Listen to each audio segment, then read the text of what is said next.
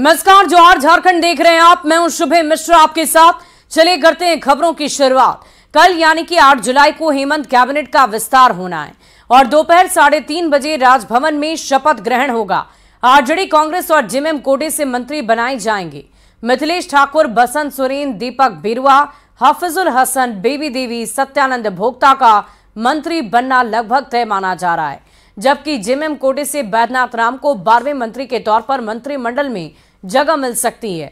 कल ही सीएम हेमंत सोरेन विश्वास मत हासिल करेंगे। विधानसभा के विशेष सत्र के फ्लोर टेस्ट में शामिल होंगे।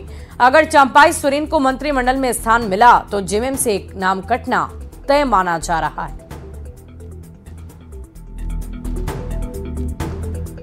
तो दोपहर 3:30 बजे शपथ ग्रहण होना है। कल कैबिनेट विस्तार होना है, फ्लोर टेस्ट होना है। झारखंड की सियासत में बहुत सारी हलचल कल देखने को मिलेगी और आपको बता दें कि बहुत सारे नाम ऐसे हैं जो इस वक्त मंत्रिमंडल में चर्चा का विषय बने हुए हैं कि उन्हें मंत्रिमंडल में शामिल किया जा सकता है। लेकिन ये कहा जा रहा है कि अगर चंपाई सोरेन को मंत्रिमंडल में कोई महत्वपूर्ण जगह दी जाती है, कोई महत्वपूर्ण विभाग दिया जाता है, तो एक नाम कटना लगभग तय है। लेकिन इन सब के बीच बहुत सारे नाम ऐसे भी हैं जो पहली बार शामिल होंगे मंत्रिमंडल में, जिनकी चर्चा हो रही है। देखने वाली बात होगी कि जो तस्वीरें इस वक्त हम आपको दिखा रहे हैं नाम के साथ, इनमें से कौन कौन से चेहरों पर मुहर लगती है ये कल ही पता चल पाएगा। लेकिन उससे पहले चर्चाओं का बाजार काफी गर्म है।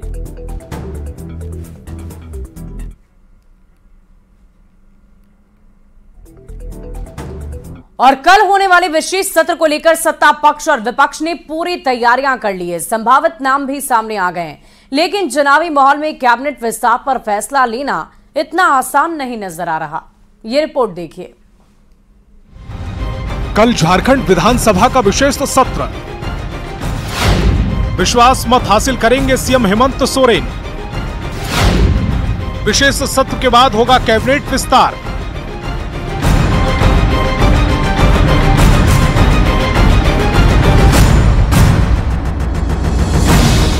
8 जुलाई झारखंड के लिए बेहद खास दिन, क्योंकि 8 जुलाई को झारखंड की राजनीति के लिए बड़ा दिन होने वाला है। विधानसभा में 8 जुलाई को हेमंत सरकार फ्लोर टेस्ट कराएगी।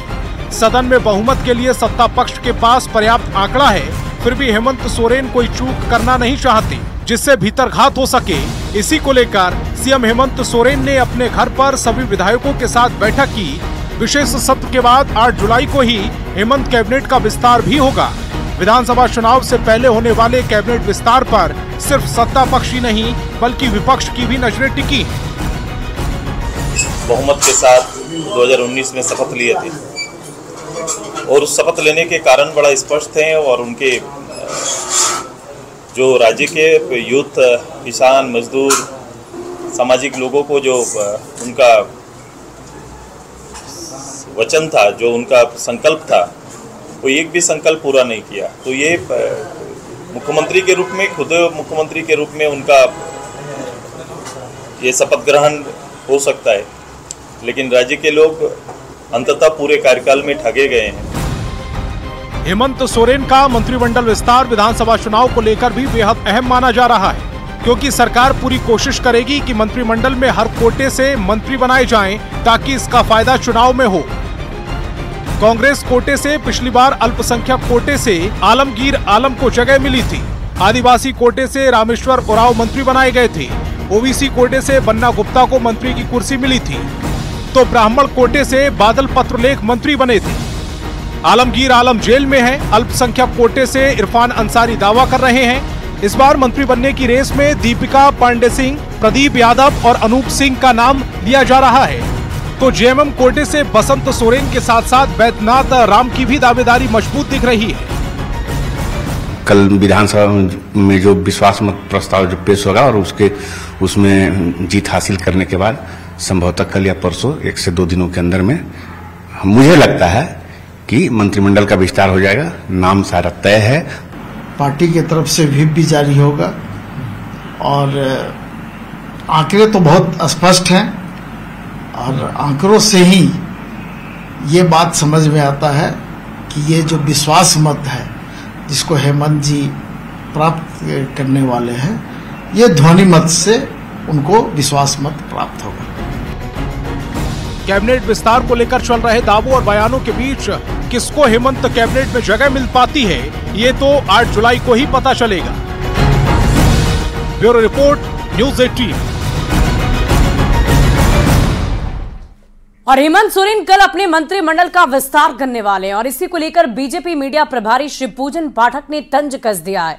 शिवपूजन पाठक ने कहा है कि ये डरी हुई सरकार है और इसीलिए पहले विश्वास मत हासिल करना चाहती है और फिर शपथ दिलाना चाहती है। अकेला शपथ लिया तो कल उनको विश्वास मत प्राप्त करना है और मैं समझता हूं कि ये डरे हुए मुख्यमंत्री हैं, इनको विश्वास नहीं है अपने विधायकों पर, इसलिए विश्वास मत जीत करके तब मंत्रिमंडल का विस्तार करना चाहते हैं और हुआ भी वही। कल जब ये विश्वास मत जीत लेंगे, जब विश्वास मत पर चर्चा हो लेगी, तब ये इन्होंने समय दिया है विस्तार का। और विधानसभा के विशेष सत्र से पहले झारखंड बीजेपी ने विधायक दल की बैठक बुलाई है। विधायक दल की बैठक में बीजेपी के सभी विधायक भी शामिल हुई। बैठक के बाद नेता प्रतिपक्ष अमर बावरी ने विपक्ष पर जमकर हमला बोला। अमर बावरी ने सरकार से वाद विवाद की मांग करते हुए कहा कि ये सरकार महाठग रिटर्न्स है, जिसे खुद पर भी भरोसा नहीं। इस वजह से उन्होंने पहले विश्वास मत हासिल करने का प्लान बना लिया है, फिर मंत्रिमंडल विस्तार करेंगे। सबसे भ्रष्टाचारी राज्य बना करके उन्होंने कीर्तिमान स्थापित किया। आज कोई भी वर्ग इस सरकार से संतुष्ट नहीं है। इस महाठग रिटर्न सरकार की, रिटर्न ऑफ महाठग गवर्नमेंट, उसके आखिरी मुख्यमंत्री के रूप में शपथ लेने के बाद विश्वास का मत प्राप्त करने के लिए कल उन्होंने सदन में प्रस्ताव रखा है। हम सब लोग उस प्रस्ताव में वाद विवाद में भाग लेना चाहते हैं।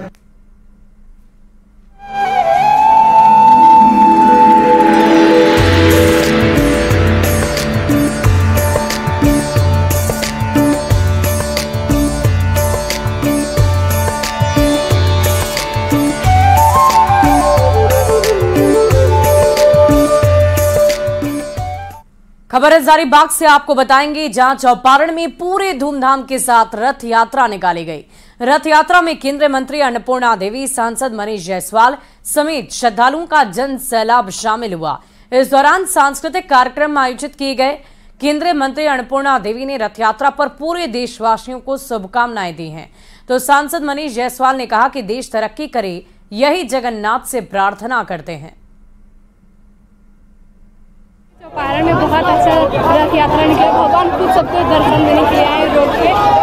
भगवान का दर्शन नहीं कर पाता है, भगवान साल में एक बार उसको अपना दर्शन देने के लिए जरूर आते हैं। साथ भगवान जगन्नाथ स्वामी जी अपनी बहन सुभद्रा और बलभद्र जी के साथ मासी बाड़ी जा रहे हैं और आज चौपारण में बहुत ही भव्य आयोजन हुआ है और बहुत आयोजनकर्ता को भी ये पिछले साल से चालू हुआ है ये, और आप देख सकते हैं कितने लोग इससे जुड़े हैं। और आज का जो रथ यात्रा का जो सौभाग्य है हम लोग को, प्रभु का आशीर्वाद सबको मिलता रहे पूरा चंपारण में और पूरे झारखंड में इसका प्रभाव रहे, यही कामना है।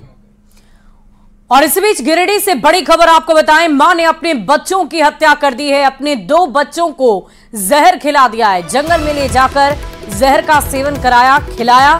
दोनों बच्चों की मौके पर दर्दनाक मौत हो गई। पुलिस इस पूरे मामले की तहकीकात में जुटी हुई है। दोनों बच्चों की उम्र महज 8 साल और 6 साल बताई जा रही है। किस वजह से मां ने इस पूरी घटना को अंजाम दिया, इसकी जानकारी अभी सामने नहीं आई है। जांच पड़ताल लगातार जारी है। तो पुलिस इस पूरे मामले की तहकीकात में जुटी है। इस वक्त की बहुत बड़ी खबर आपको बता रहे हैं, मां ने अपने ही 2 बच्चों को मौत की नींद सुला दिया है। उन्हें जहर का सेवन करा दिया। जंगल में ले जाकर अपने दोनों ही बच्चों की निर्मम हत्या कर दी। दोनों ही बच्चों को जहर खिलाया और मौके पर ही उनकी मौत की खबर है।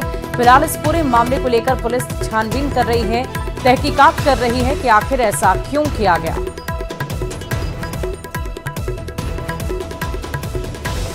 जहर ने दे दिया हैं? जहर ने खिलाया। जहर खिला दिया? कौन खिलाया है? वो भाभी ने खिला दिया। मतलब बच्चों की माँ? हाँ, छोटा बच्चा भी लेके गए एक और है ना, अच्छा, एक बच्चे को भी लेके भाग गई है? 3 बच्चे थे क्या? और अगली खबर बोकारो से, जहां सियालजोरी थाना क्षेत्र चंदाहा गांव में शव दफनाने को लेकर 2 समुदायों के बीच बवाल हो गया। शव दफनाने वाली जगह को हिंदू और मुस्लिम समाज अपनी अपनी जमीन बता रहे हैं, जिसको लेकर पुलिस प्रशासन समझौता करवाने की कोशिश में लगातार जुटा हुआ है।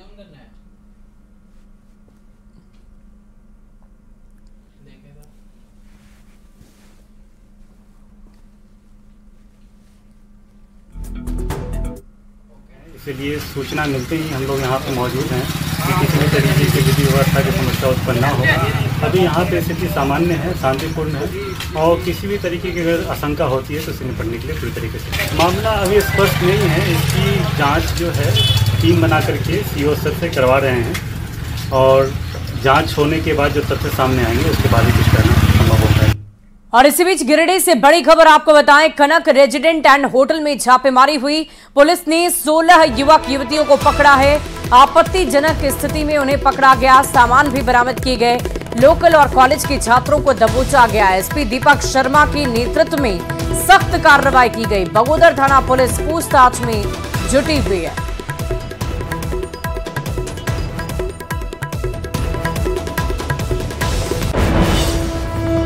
गिरिडीह से बड़ी खबर आपको बता रहे हैं, कनक रेजिडेंट एंड होटल में छापेमारी हुई, जहां आपत्तिजनक सामान बरामद किए गए। युवा सभी कॉलेज के छात्र भी बताए जा रहे हैं। 16 लोगों को पकड़ा गया है। आपत्तिजनक सामान भी बरामद किए गए हैं। फिलहाल इस पूरे मामले की पड़ताल जारी है।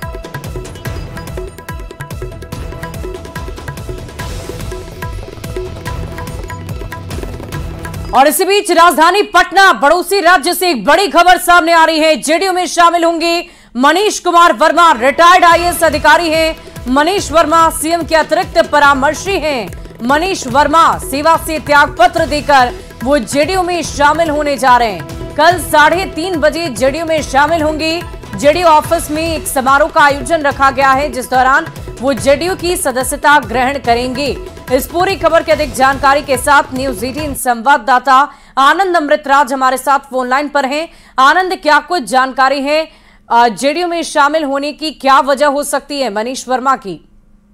देखिए, मनीष वर्मा रिटायर्ड IAS अधिकारी हैं और नीतीश कुमार के बेहद करीबी माने जाते हैं और बहुत तेज तर्रार अधिकारी रह चुके हैं पटना में और बिहार में। इसके पहले उन्होंने कई विभागों को संभाला है, पूर्णिया के जिलाधिकारी भी रह चुके हैं। और जैसे कि मैंने आपको बताया कि मनीष वर्मा बेहद तेज तर्रार अधिकारी थे, लेकिन उसके बाद उन्होंने रिटायरमेंट ले लिया था और उसके बाद वो नीतीश कुमार के साथ उनके परामर्शी के तौर पे लगातार अपनी सेवा दे रहे थे।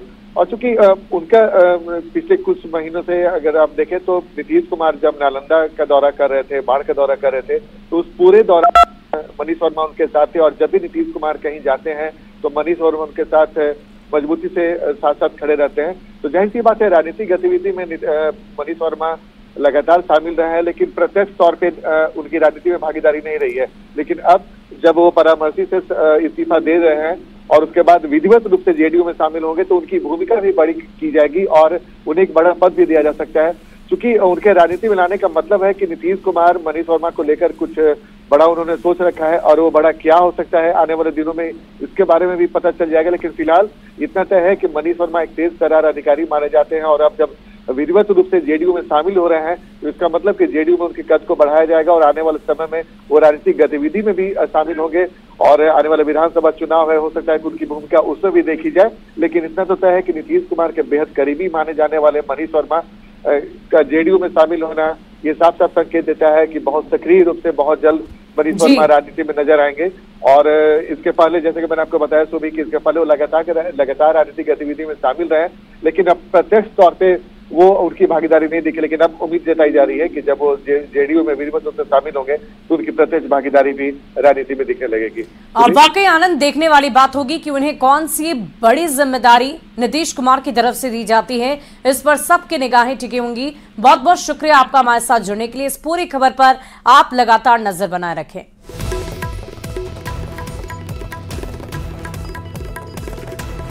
और इस बीच राजधानी रांची से बड़ी खबर सामने आ रही है। झारखंड के पहलवानों ने नाम रोशन कर दिया है। उत्तराखंड में अंडर 17 सब जूनियर कुश्ती चैंपियनशिप का आयोजन हुआ। झारखंड के पहलवानों ने 2 स्वर्ण जीता है, 1 सिल्वर और 1 ब्रॉन्ज मेडल जीते। झारखंड के विकास कश्यप ने 48 किलो वर्ग में गोल्ड मेडल जीता है। फाइनल में हरियाणा के रेसलर को 8-0 से हरा दिया। आदित्य गौरव ने 51 किलो वर्ग में गोल्ड जीता है। आदित्य ने फाइनल में सर्विसेज के रेसलर को 8-0 से हराया। रंजीत कुमार ने 45 किलो वर्ग में सिल्वर जीता। स्नेहा कुमारी ने 48 किलो वर्ग में ब्रॉन्ज जीता। झारखंड के चारों रेसलर ने अंडर 17 वर्ल्ड रेसलिंग चैंपियनशिप चैन ट्रायल के लिए भी क्वालिफाई कर लिया है। उत्तराखंड में 5 से 7 जुलाई तक चैंपियनशिप का आयोजन होना है।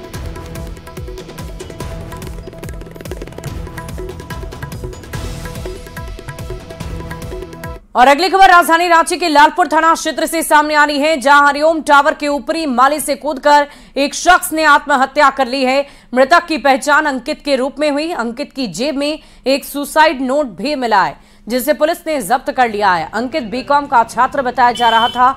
घटना के बाद पुलिस मामले की तहकीकात में जुटी हुई है। कुछ पता नहीं चला, आवाज हुआ तो दुकान अगल बगल में जो अपना दुकान देख रहे थे, फिर वो लोग दौड़ का पड़ा हुआ गिरा हुआ। कौन फ्लोर में चढ़ा हुआ था? किस फ्लोर से वो कूदा उसको कोई पता नहीं है, लेकिन नीचे गिरा हुआ, नीचे ग्राउंड फ्लोर में देखा गया। फिर आपने क्या किया? जाके उठाए तो बातचीत नहीं किया, फिर उसको सुला दिए 2-3 मिनट के बाद उससे। और इसी बीच राजधानी रांची से एक बहुत बड़ी खबर का रुख करेंगे। सीएम आवास पर एक बैठक हुई है। आरजेडी विधायक सत्यानंद भोक्ता बैठक में शामिल हुए। शिल्पी नेहा तर्की भी शामिल हुई। कांग्रेस एमएलए भूषण बाड़ा, दीपिका पांडे भी शामिल हुई। जेएमएम के मिथिलेश ठाकुर, स्टीफन मरांडी शामिल हुए। जेएमएम विधायक बेबी देवी, बैजनाथ राम शामिल हुए। जेएमएम विधायक संजीव सरदार, सुखराम उराव शामिल हुए हैं। जेएमएम के दीपक बिरुवा, जिग्गा सुसारन भी शामिल हुई। तो देखिए, कल कैबिनेट का विस्तार होना है, फ्लोर टेस्ट होना है, बहुत सारी सियासी हलचल होनी है, लेकिन उससे ठीक पहले ये बैठक बहुत सारी बातों की तरफ इशारा कर रही है। बहुत सारे नाम आपने लगातार हमारी टीवी स्क्रीन पर भी देखे, वो ही नाम इस बैठक में भी शामिल हुए हैं। बढ़ते आगे, अगली खबर गिरिडीह से। कोड़ाडीह में अवैध बालू के नाम पर पैसे मांगने के आरोप में अंचल अधिकारी की सेवा की ग्रामीणों ने पिटाई कर दी। दरअसल अंचल अधिकारी गुलजार अंजुम सरकारी गाड़ी में ड्राइवर के साइड वाली सीट पर बैठे थे, जब ग्रामीणों ने सेवक मनीष पंडित की पिटाई कर दी। इस पूरे मामले पर अंचल अधिकारी ने 2 लोगों के खिलाफ मुकदमा दर्ज करवाया है।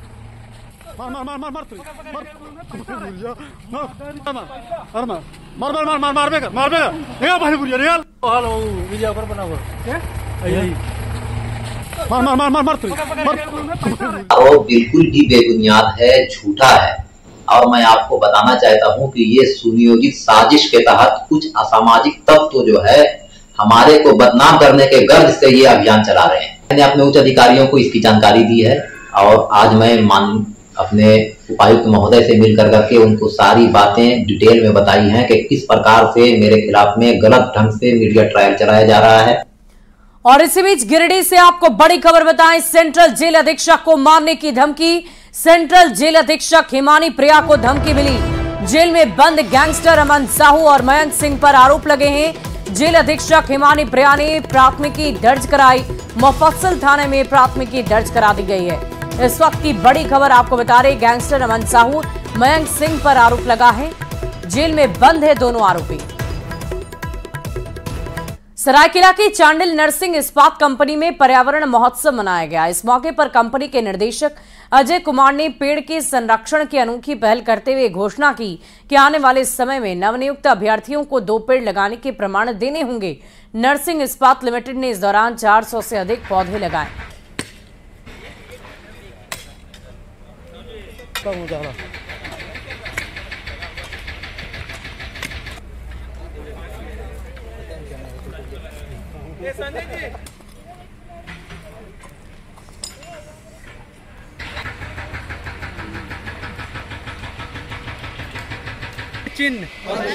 इस्पात में वन महोत्सव प्रत्येक वर्ष हम लोग मनाते हैं।